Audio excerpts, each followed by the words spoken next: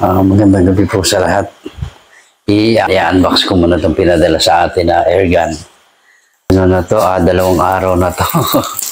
Kasi inabot siya ng bagyo kaya tapos nasira pa yung gulong ng aking sasakyan dahil doon sa baha. Hindi ko nakikita yung dinadaanan niya. Pag-gising ko nung umaga, is na siya.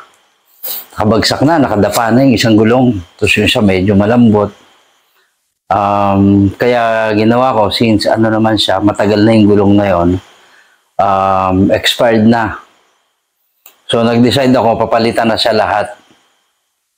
Kaya gabi na ako nakauwi. Umaga medyo umuulan pa rin.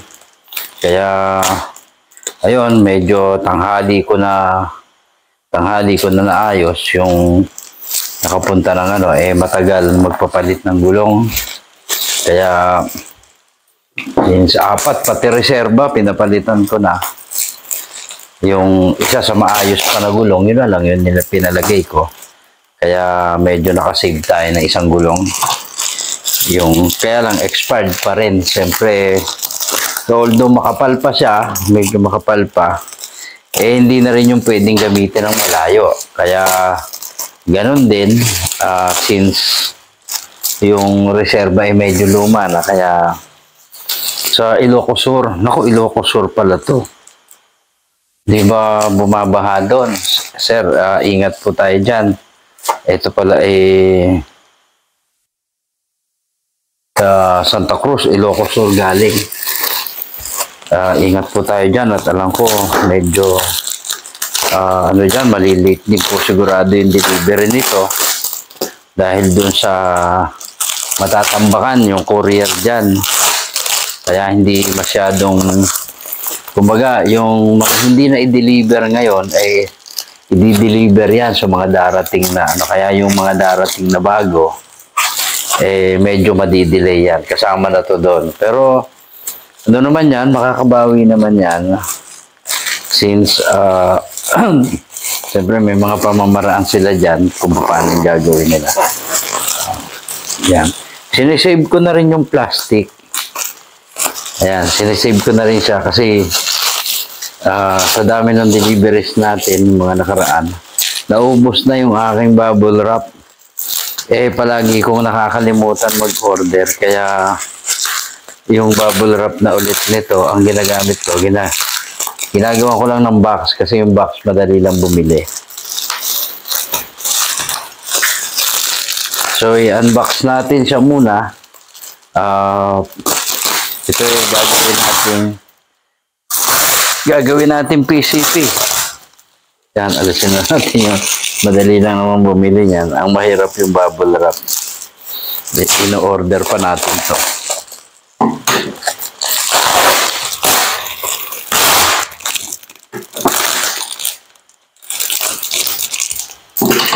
So, yan.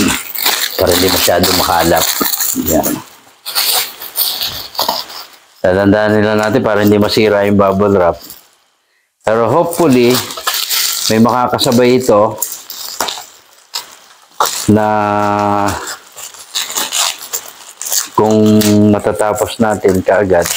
Kasi andyan lang naman yung parts. Tapos, yun na nga lang, yung pag-adapt.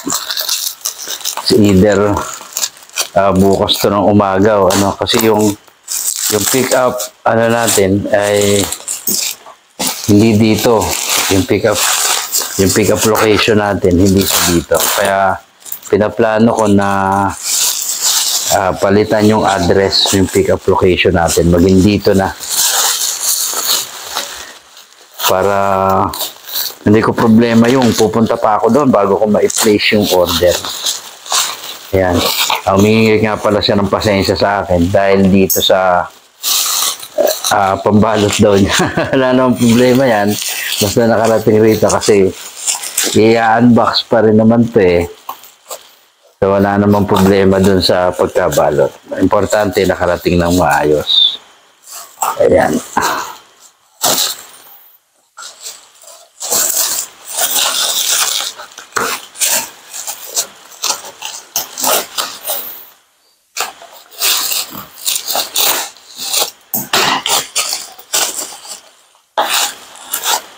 Ayos naman eh. Yung pagka ano, lahat nakabox. Maganda. O, tsaka maayos naman yung pagkabalot niya. Yun nga lang, mahirap. Mahirap i-unbox.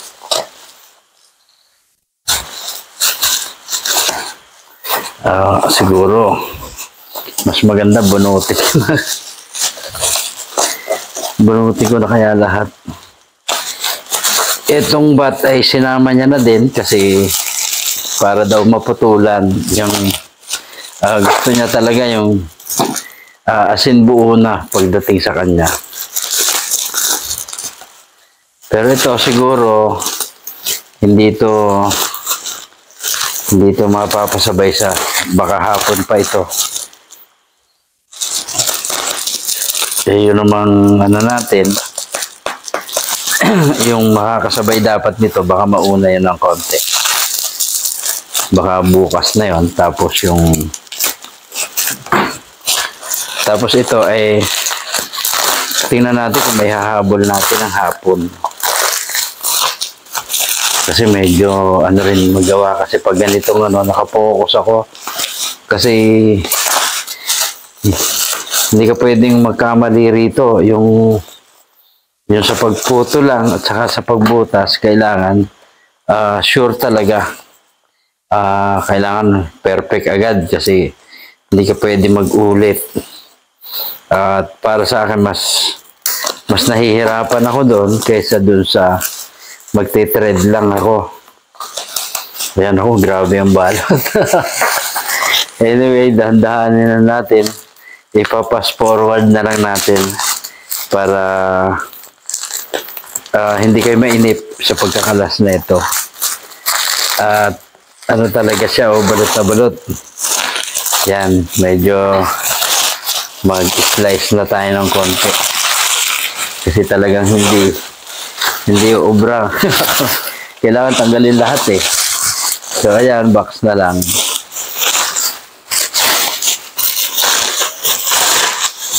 Yan, pasensya na kayo at yung GoPro natin ay low bat dahil kanina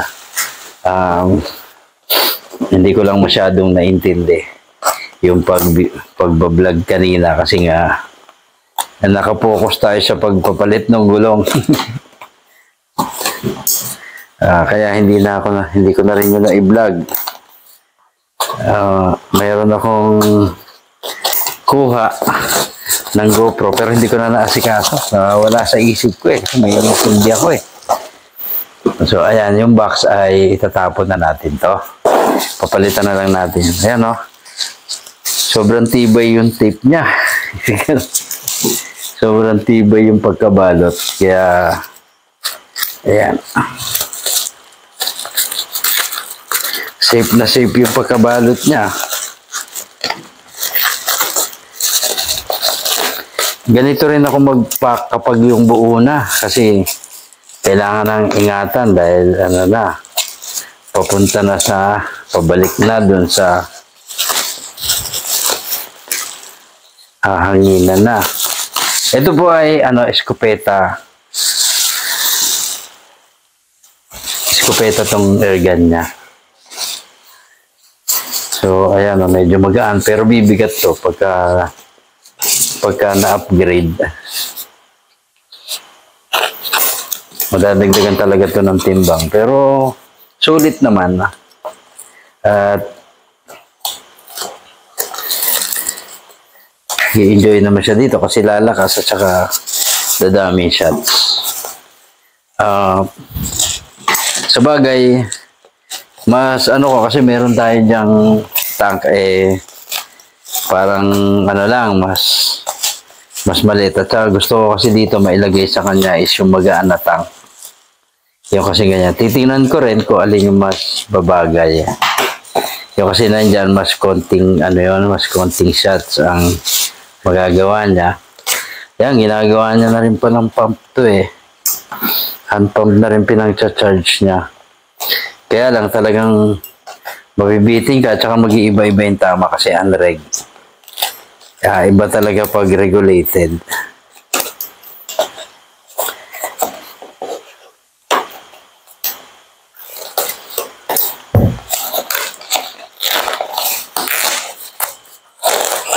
Ayan, napakadami ng balot niya, ng ano niya, safe na safe talaga. So, humingi pa siyang pasensya sa akin ito. Ang ganda na. Sa akin kasi hindi naman pagandahan ng itsura yan. Importante dyan, yung safe yung ano, kasi ang barrel nito medyo maliit. Yan, hindi siya katulad ng ibang PCP na 16mm. Yung iba kagaya sa akin, pinakamaliit ay 14mm. Ito, parang wala pang 12 ito. Medyo maliit lang ang kanyang barrel. Kaya, at saka siyempre, tanso, mas ano siya, medyo malambot.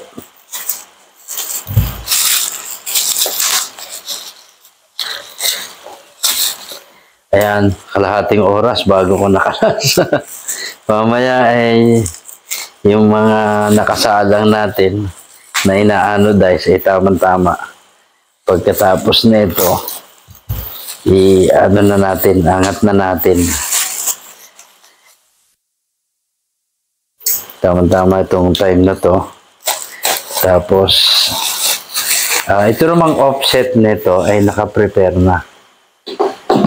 Hindi pa dumarating yan, ginawa ko na yung offset niya. Kaya, magiging ano na lang dito is yung pagputol. Saka ito, yan, nakikita ko kasi doon sa mga uncle ko dati, pag check kung may bala, ikakak mo para mag-open yung bolt, then hihipan, sino mo kung lalabas yung hangin. So yan, wala siyang pellet. Yan. Tapos titiin mo ng paa, titingnan mo kung may liwanag na pumapasok doon sa kanyang ano. Hawakan mo ng paa to, yung kanyang bolt, yung pangkasa niya para sigurado kayong ano. Tapos ayan, sinisilip kung may makikita kang liwanag kasi baka may pellet. Ayan. So parang wala naman. Ayun. Walang pellet.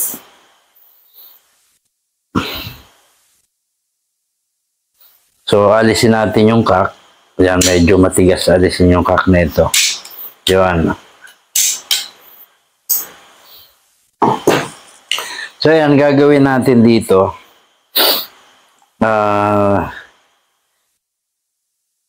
Tatanggalin to. Tsaka to. Ialis yan bago putulin. Tapos parang, ewan ko lang, hindi naman siguro. Hindi naman.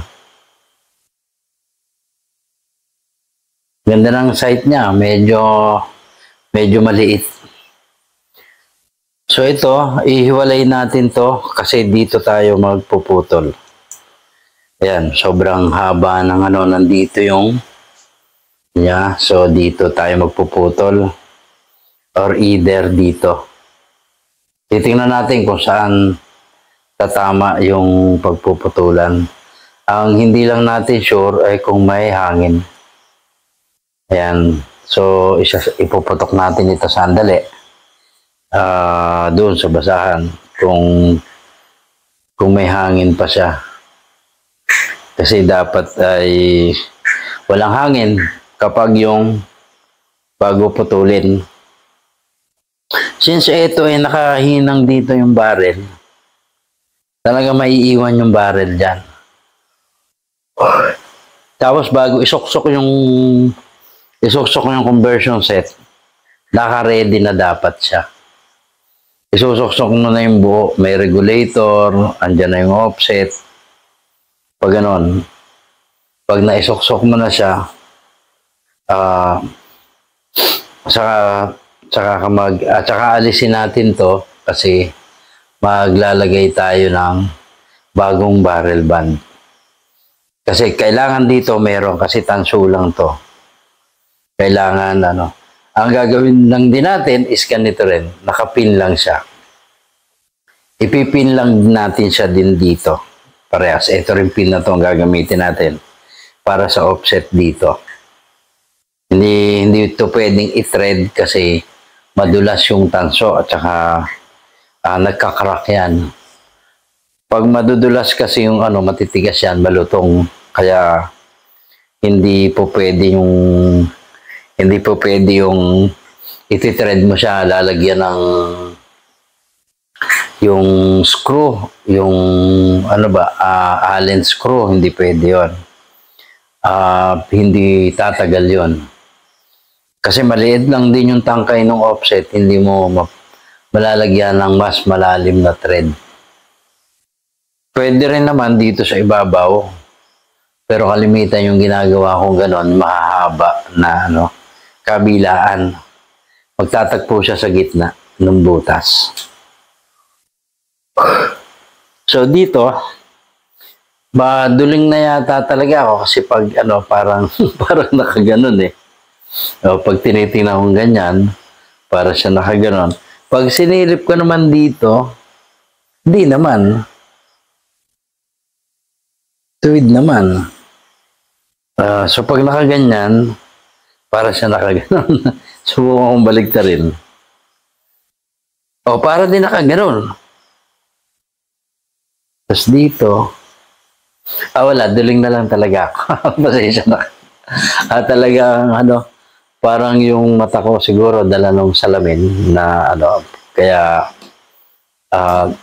parang ba yun? Fish eye na. So yun, ang gagawin nga natin dito is puputulin natin. Lalagyan natin na offset. Ipipin type natin kagaya nun. Lalagyan natin yun yung ilalagay natin na pin. Pero i-testing muna natin kung may hangin pa siya o wala. Although habang nilalagari mo yan, ay sisingaw siya. Kailangan mas maganda yung kagaya nung sinasabi ko doon sa ating mga yung nagsasarili silang umorder lang sa akin ng offset. Ang ginagawa nila, sabi ko sa kanila, tanggalin muna dito. Pagkatapos pasukan ng rod. Pagdating doon sa pagkasuksok ng rod, hanggang doon titingnan muna nila. Ang ginagawa ko dyan is binubunot ko muna yung kanyang kaya meron tayong titingnan ko kung saan nila. Meron tayong pambunot nito. Kinakalas ko siya and then aalisin mo na, saka ako susukatan. Yung dulo kasi noon is yun na yung valve. Kaya ang gagawin ko, lang ako ng at least 4 inches na plenum bago putulin. Kalimitan niyan tumatapat dito yung 4 inches na plenum. So kung maglalagay ka ng tangke na ganito kahaba, plus yung regulator, tapat lang siya. Kaya minsan, ang ginagawa ko dyan, mas maiksi. Mas maiksi yung tank na ilalagay. Let's say, regulator hanggang dito. Kunyari, hanggang dito. Yung tank, mga hanggang dito. Ayan, para hindi masyadong nasa dulo yung bigat. Ngayon, kung magaan lang naman na tank ang ilalagay natin, okay lang siya. Dapat hanggang dito lang siya. Kasi maglalagay ka pa ng silencer dyan eh. Yung silencer, meron kasamang silencer yung ganitong iskopeta, pinapasok dito. Ipapasok dito, tapos nilalagyan ng lock. Merong lock siya.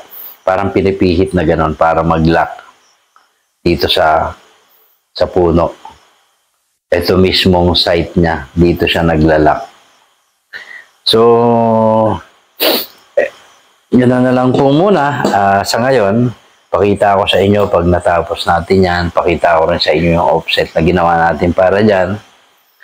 At i-ready natin siya para sa malaking tank. If in case gustong mag-upgrade pa ng tank nung gagamit nito, ay meron pa siyang space o naka-ready siya para sa 0.5, 0.45 na tank. In case na talagang siya ay gusto ng mas maraming shots, pwede siya mag-upgrade. So yun, ganun ba, ipapakita ko sa inyo rin yung pag-assemble natin yan kapag na-prepare ko na. Pakita ko sa inyo, dito natin i-assemble yan. Dito sa harap. Dito tayo mag-assemble para makita nyo kung paano binubuo yung airgun na yan. Hindi yung kagaya dati na nagmamadali ako na pinapakita ko, buo na. Pinapakita ko na lang kung anong itsura niya, kung paano siya ginagawa, yung gano'n. Yung iba kasi gusto nila, iba nating kasama, gusto nila, nakikita nila, mula doon sa disassembled pa siya, hindi pa nabubuo, hanggang sa mabuo siya, gusto nila, nakikita nila. So, ano naman yon, mas maganda kasi nga naman yung gano'n, kasi mula sa pag-set ng regulator, hanggang doon sa pagbuo ng mismong conversion. Sa pagbubuo, hanggang sa mabuo at i-testing. Gusto nila nakikita, which is mas maganda naman ngayon para kasi marami tayong mga kasama na gusto nila sila na yung gagawa. Sila na yung gagawa ng airgun para o nga naman, hindi lang makakatipid siya, hindi lang makakatipid yung may-ari niya, kundi siya mismo, alam niya kung gaano katibay yung gawa niya. Ang na-order lang nila sa atin, kalimitan, is offset. Yung iba naman, ang gusto ay isasalpak na lang. Kagaya dito, isasalpak na lang. Magbubutas na lang sila. Kakalasin lang yung offset ulit, tapos bubutasan kasama nito. Meron naman na tao na pinapabutasan na sa akin yung tangkay ng offset.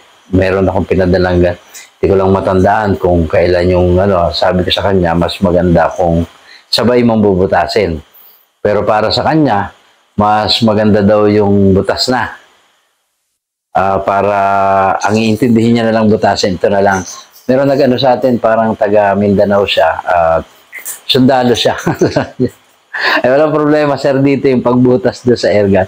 Butasan mo na lang yung offset para pagdating sa akin, wala na akong problema sa pagbutas ng offset. Tama nga naman. Yun, gano'n. Depende, nare-request naman sa atin yan kung anong mas madali para doon sa inyo. Pwedeng offset lang, pwedeng offset na may kasamang regulator para nakaset na doon sa output niya. Kasi ito, mas mababa ang output na sineset ko dito compare doon sa mga pakakapal yung tubo na bakal. Tapos naka-thread yung offset. Mas mataas po yung output na ina-apply ko doon. Okay lang sa kanya kahit umabot ng 1.8. Pero mas ideal yung 1.5. Yan naman po na ipakita ko na. Meron ako dating PCP na ganito, kinonvert ko lang din. I-upgrade ko lang into PCP. 1,200 lang yung output niya. Pero yung FPS niya, napaabot ng halos 1,200 din. Mas mataas pa siya sa FPS ng brake barrel. Kaya ano po yan, nakita ko, yung FPS ay nagdidepende din dun sa setup.